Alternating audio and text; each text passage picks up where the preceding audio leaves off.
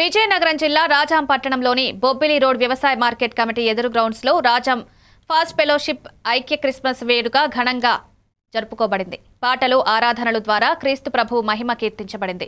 Fellowship president pastor Prasad అధ్యక్షత వహించగా municipal commissioner Ramachandra Rao ముఖ్య అతిథులుగా హాజరయ్యారు. విశాఖపట్నం నుండి పాస్టర్ శామ్యూల్ కర్మోజీ ప్రధాన ప్రసంగం ద్వారా యేసుక్రీస్తు పరలోకము నుంచి భూలోకానికి వచ్చిన మహిమను వివరించారు. బ్రదర్ జోయల్, పాస్టర్లు, భక్తులు పెద్ద ఎత్తున పాల్గొన్నారు.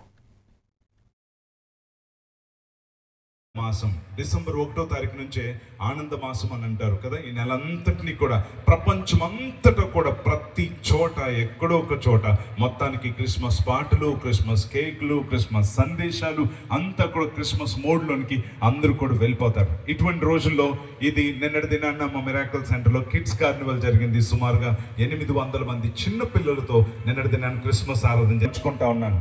సో కొరింథీ పట్టణానికి వెళ్తున్నప్పుడు 2వ యాత్రలో పౌలు భక్తుడు కొరింథీ పట్టణానికి వెళ్ళినప్పుడు అక్కడ ఒక సంఘాన్ని స్థాపించాడు. ఆ సంఘంలో ఉండే వాళ్ళందరూ రక్షణ